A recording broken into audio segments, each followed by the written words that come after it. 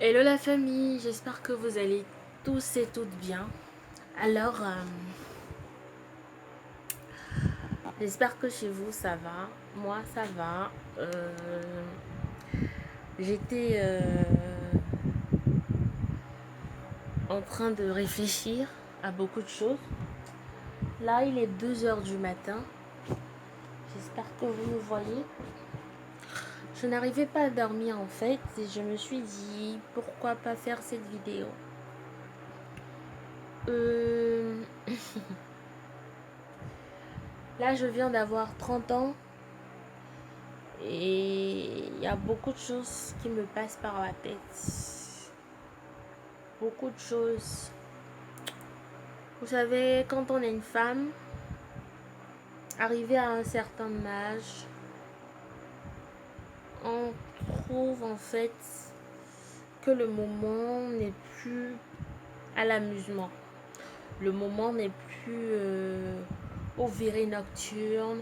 Le moment n'est plus à faire la fête, sortir avec les copines, traîner avec les plus beaux garçons, traîner avec les garçons qui ont de belles voitures, aller manger dans les beaux restos, snapper ou faire des photos de tout ce qu'on est en train de manger. On trouve que le moment n'est plus vraiment fait pour ça. On a plus l'envie de se focaliser sur déjà le travail, avoir un travail stable, un travail qui vous rémunère assez pour quand même prendre soin de vous, être indépendant, être autonome des parents. Ensuite, on a envie de se poser, voilà, de se poser dans une relation avec un homme qui déjà, avant de vous aimer, vous respecte. C'est l'essentiel, vous respecte, est croyant, respecte vos parents, surtout votre maman, et vous aime. Vous aime comme une soeur, vous aime comme une confidente, vous aime comme une épouse. Et enfin, vous aime au point de vouloir faire de vous la mère de vos enfants. Voilà. Aujourd'hui, quand je prends un peu la généralité de tout ce qui fait polémique sur Internet et tout, c'est beaucoup plus ça en fait qui forge le quotidien de toutes les femmes. Les gens vous forment, les gens nous font des vidéos de coaching, de motivation, comment se comporter pour emmener un homme à nous épouser, plein de choses. Voilà. Donc, euh, j'ai 30 ans, j'ai fêté mon anniversaire récemment, vous l'avez vu. Et jusque là, en fait, je sais pas, les choses tardent à venir en fait. Je sais pas pourquoi. Je sais pas, je ne connais pas le plan de Dieu pour moi, malheureusement. Je ne connais pas le plan de Dieu pour moi. Je peux dire, ou je ne sais pas si je vous ai déjà dit, mais la vingtaine m'a appris beaucoup de choses. Et la chose que j'ai vraiment retenue de la vingtaine,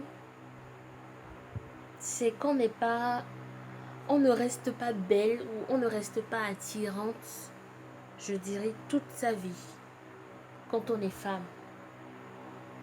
J'ai eu des propositions de mariage. J'ai eu des demandes en fiançailles. Waouh, j'ai eu tous ces privilèges qu'aujourd'hui je rêve encore d'avoir à nouveau, mais je ne les ai plus. L'eau a en quelque sorte coulé sous les ponts, je dirais. Ne veut pas dire que je suis fanée, je suis vieille au point où je suis une vieille fille, non. Il y a des grandes sœurs plus vieilles que moi qui sont toujours dans ma condition actuelle et qui sont célibataires, qui n'ont pas d'enfants même, qui n'ont personne. Voilà. Et je pense que le moment en fait est venu pour moi de que les choses changent. Voilà.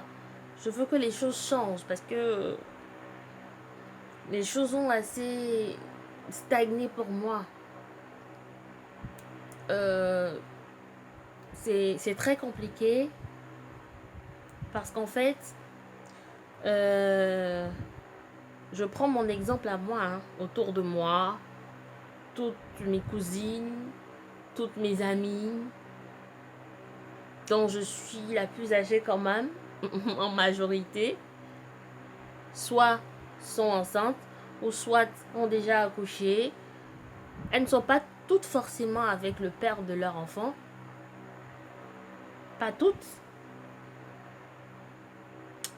Mais elles ont connu cette joie déjà en fait d'être mères. Et moi ce qui gêne, c'est qu'en fait, les gens commencent à trop demander. Princesse, quand est-ce que tu fais un enfant? Princesse, quand est-ce que tu te maries? Les parents, eux, ils trouvent qu'en fait, tu es paresseuse. Tu n'as pas envie de, de devenir indépendante au point de prendre soin toi-même d'un enfant.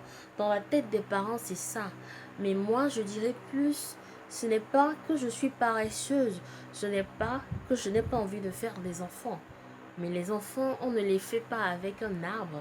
On ne les fait pas avec une porte. Les enfants, on les fait avec un homme. Et toute femme aspire à vivre sa grossesse avec son homme. Toutes les filles aujourd'hui qui ont fait des enfants et qui ne sont forcément pas avec le père de leurs enfants, pardon, n'ont pas prévu ça. C'était des erreurs de calcul. Elles n'ont pas prévu. Elles n'ont pas demandé à être mère célibataire. Elles n'ont pas demandé ça. Et c'est ça que moi je veux éviter. Je veux que les parents africains, entre parenthèses, les parents béninois, comprennent une chose. Le fait de comparer, la comparaison ne fait pas grandir, ne fait pas évoluer en fait vos enfants que nous sommes. Alice a fait un enfant, ok. Alice est heureuse en ménage. Alice est mariée, ok. Mais moi, princesse, je suis la grande sœur de Alice, mais j'ai pas encore de mari, j'ai pas encore d'enfant. Ne veut pas dire que je suis paresseuse. Ne veut pas dire que je n'ai pas envie aussi de vivre le bonheur que Alice vit.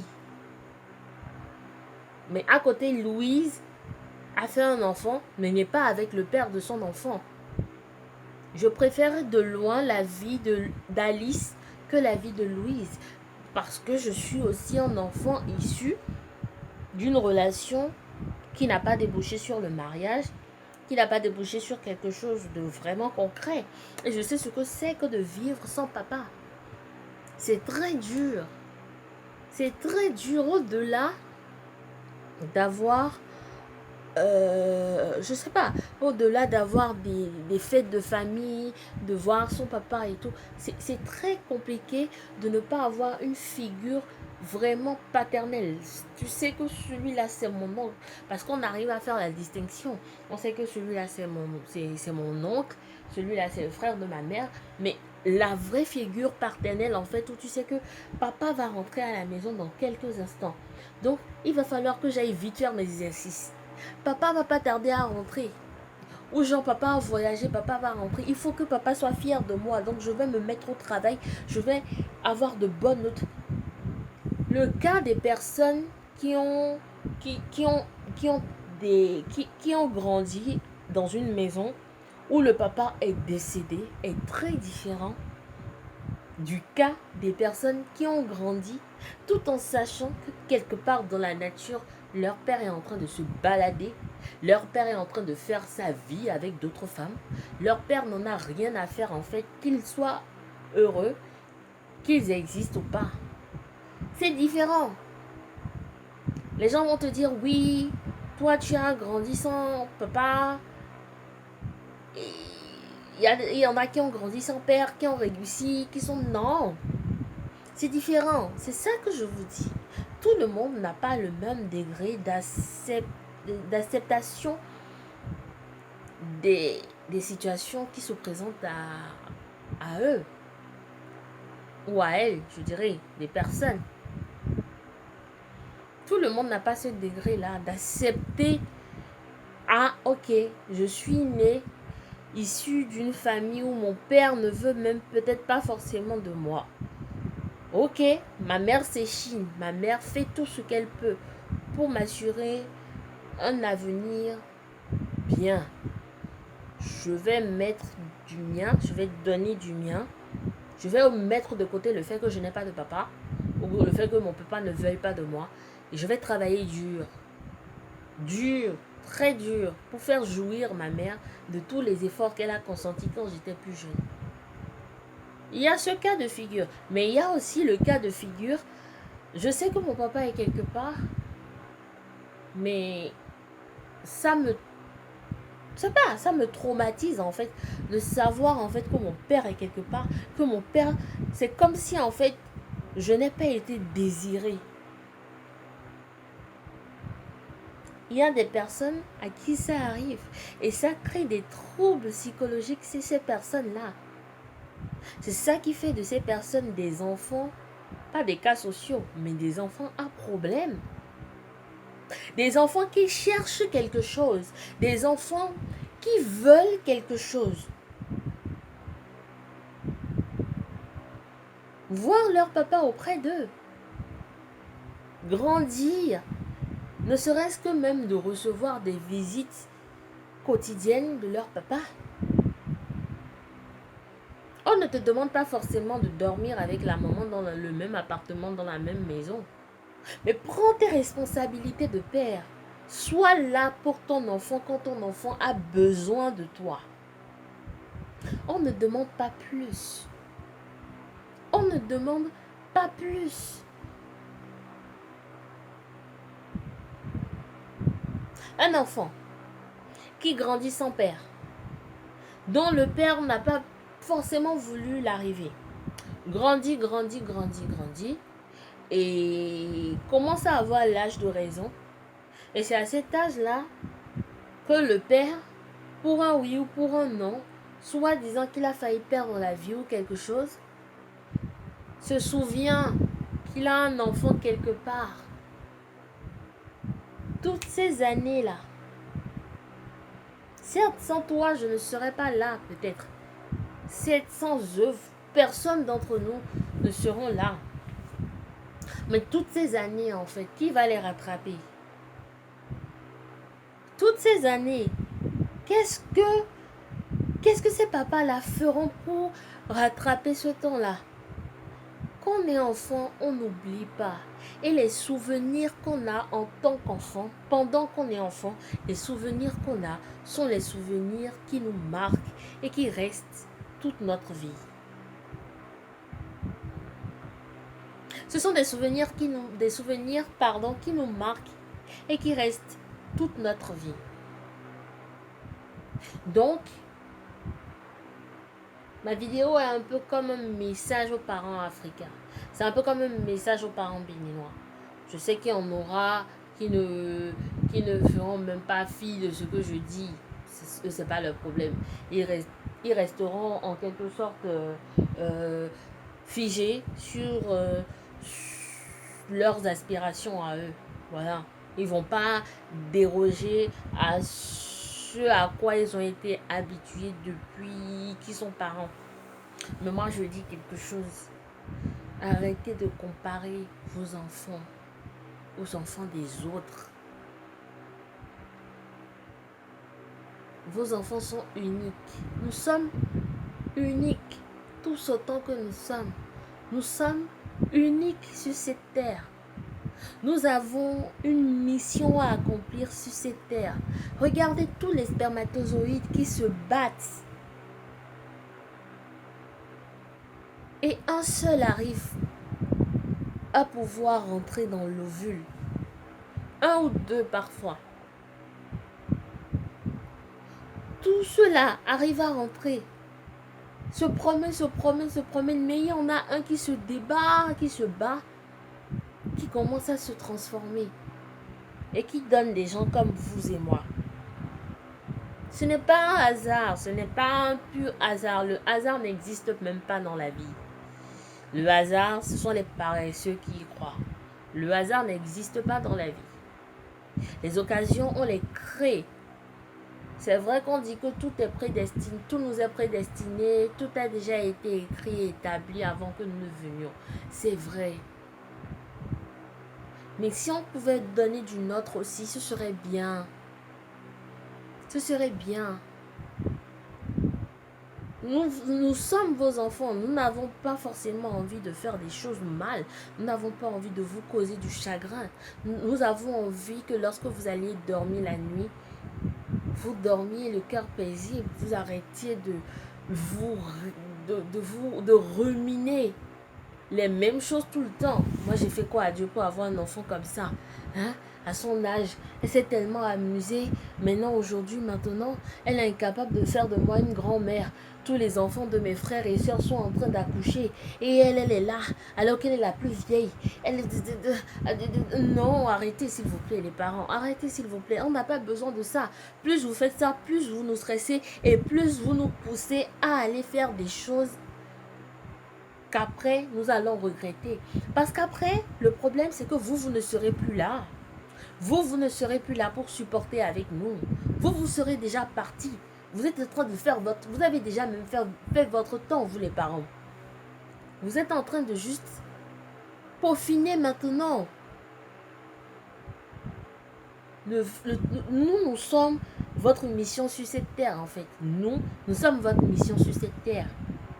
Vous avez eu la possibilité de nous créer. Mais vous avez pris aussi votre temps. Ça a pris le temps que ça a pris avant que nous ne venions au monde.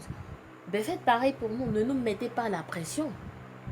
Il ne sert à rien d'avoir un enfant alors que psychologiquement, matériellement, financièrement, émotionnellement, tu n'es pas prêt à avoir des enfants. Il y a des gens qui ne supportent pas les cris des enfants, les pleurs des enfants.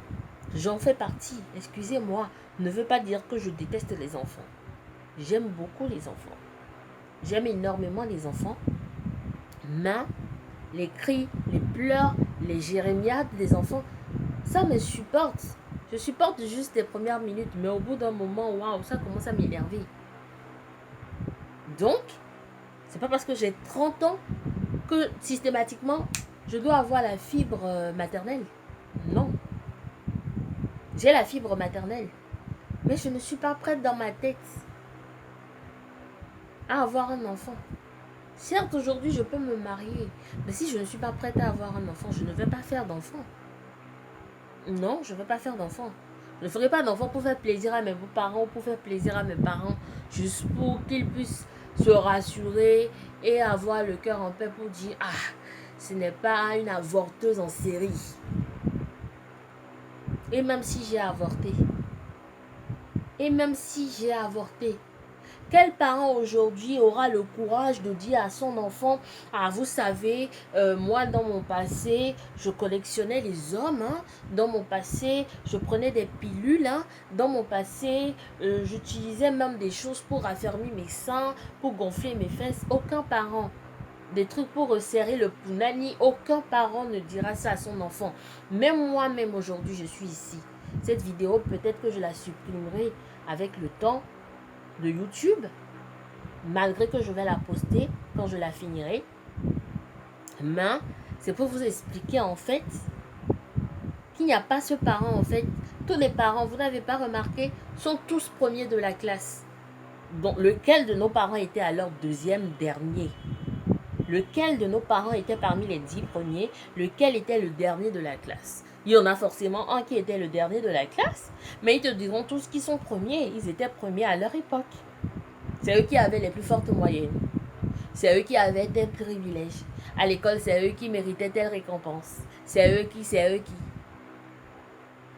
Que j'aurai mes enfants moi-même demain, je ne leur dirai pas, vous savez, quand j'avais votre âge, je suis sortie avec un bad boy et il a voulu me faire des enfants. Ah, vous savez, quand j'avais votre âge, j'ai fugué. Non, non, c'est pas des choses que je dirais à mes enfants.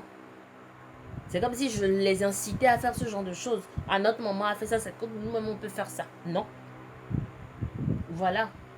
Donc, s'il vous plaît, prenez le temps de discuter avec vos filles, de savoir ce qu'elles veulent. Parce que beaucoup aujourd'hui font des enfants juste pour suivre la mode. C'est comme si c'était une tendance. Faire enfant sans papa. Faire enfant sans être prête pour le mariage. Faire enfant sans forcément avoir une mentalité maternelle. Faire un enfant, c'est pas du jeu. Un enfant, c'est pas un jouet. Un enfant, c'est une personne. C'est un être humain. Que tu veuilles, que tu sautes, que tu descendes, c'est ton enfant. Tu vas devoir le supporter toute ta vie. Jusqu'à ce que tu meurs. Est-ce que nous sommes toutes prêtes pour ça? Actuellement. Est-ce que nous avons besoin de ça? Est-ce qu'on a déjà réalisé je sais pas. Est-ce qu'on a déjà réalisé au point de pouvoir souhaiter la bienvenue à un enfant dans une atmosphère, dans un climat de convivialité, de paix? Parce que quand tu tombes enceinte, tu vas aller à l'hôpital. Quand tu tombes enceinte, tu vas prendre des médicaments. Quand tu tombes enceinte, nanani, nanana. Si le père de l'enfant que tu as dans ton ventre n'est pas d'accord pour prendre ses responsabilités, tu fais comment? Si tu es issu, de famille peut-être pas vraiment aisée, tu fais comment? C'est ça qui pousse certaines filles à l'avortement. Voilà. C'est ça qui pousse certaines filles à l'avortement. Parce que sur un coup de tête, on a levé, on se rend compte qu'on est tombé enceinte, on n'a pas pris les précautions qu'il faut. Un homme aujourd'hui va te rencontrer. Un homme sera en train de te gnoxer et aura le plaisir de te dire: je veux faire de toi ma femme, je veux que tu sois la mère de mes enfants.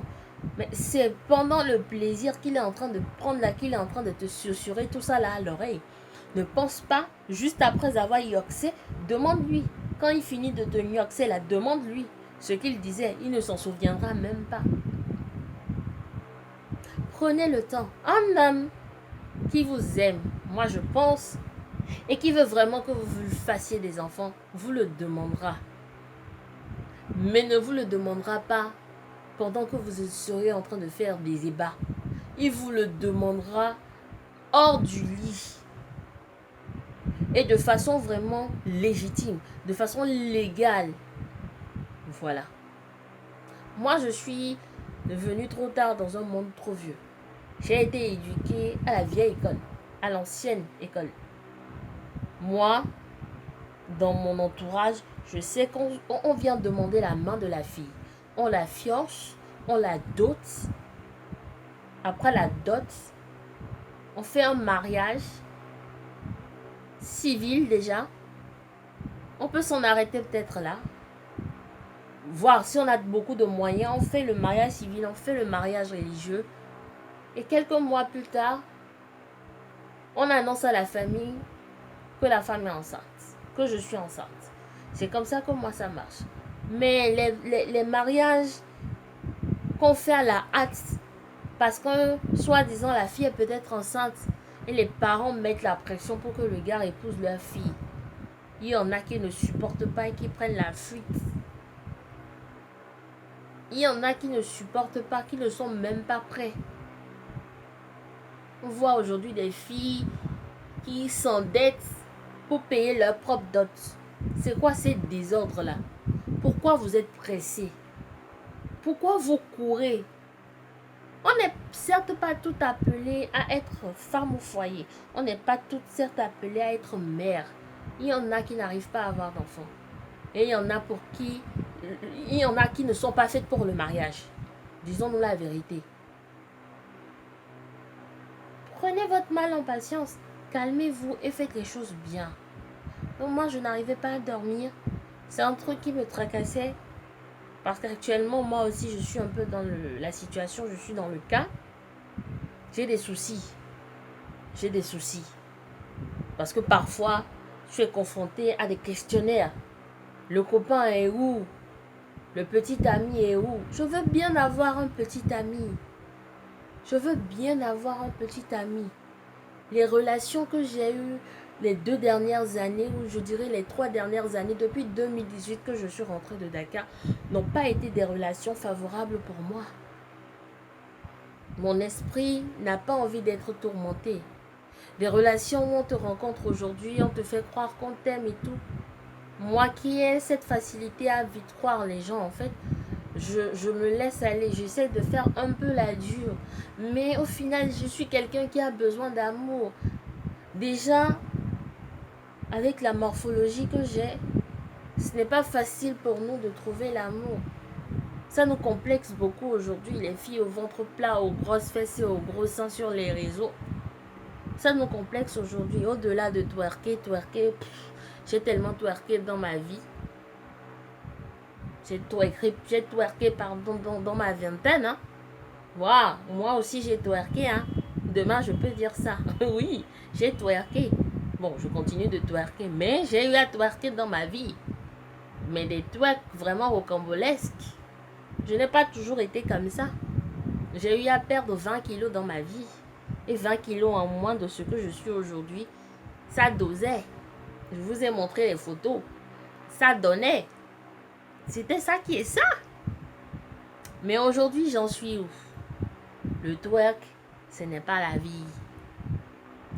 Les cascades qu'on fait sur Internet, là, ce n'est pas la vie. La vie, c'est tout autre chose. La réalité, elle est différente.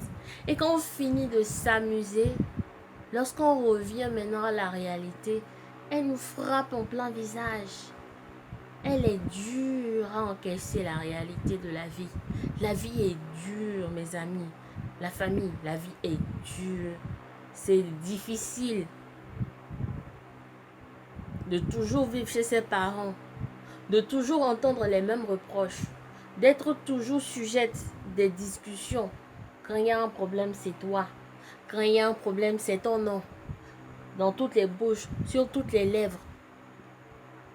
Malgré ça, dehors, on se bat pour devenir quelqu'un, pour être quelqu'un, pour arriver à quelque chose. Ce n'est pas aussi facile parce que tu es obligé de cohabiter avec toutes sortes de personnes qui ont reçu différentes éducations. Des plus polis aux plus mal élevés, aux indécrottables, sans nul pareil. Des gens qui n'ont même pas ton niveau. Des gens qui ne peuvent même pas tenir une discussion avec toi. Qui, pour un oui ou pour un non, sur un coup de tête, te menacent même de te porter main. Qui résout les choses professionnellement en portant main sur son collègue ou sur sa collègue. Je ne vois pas. C'est une mauvaise éducation. L'éducation n'a pas été bien donnée à la base. Ma mère traite les personnes comme ça, d'enfants nés dans des maisons à louer, dans des maisons sans portail, des maisons où tout le monde rentre, tout le monde sort. C'est toutes les sortes d'éducation qui rentrent et qui sortent dans des maisons comme ça en fait. Des maisons où les parents et les enfants dorment dans la même chambre.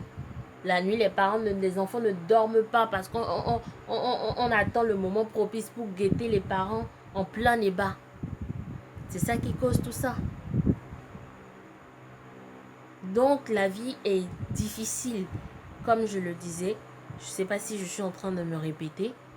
Mais s'il vous plaît, mettez de l'eau dans votre vin, les parents. S'il vous plaît, mettez de l'eau dans votre vin. Je ne suis en train d'indexer personne.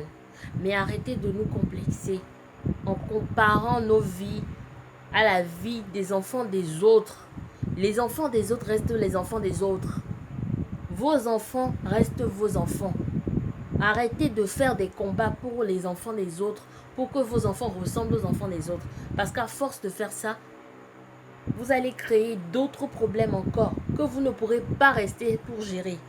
Vous allez partir et c'est nous qui allons en assumer les conséquences. Donc voilà, c'est tout ce que j'avais à dire. Je vous fais de gros bisous. Dans quelques heures, moi, je vais retourner au boulot encore. Et voilà. Je vous fais de gros bisous. Prenez soin de vous. Et je vous dis à très bientôt pour une nouvelle vidéo.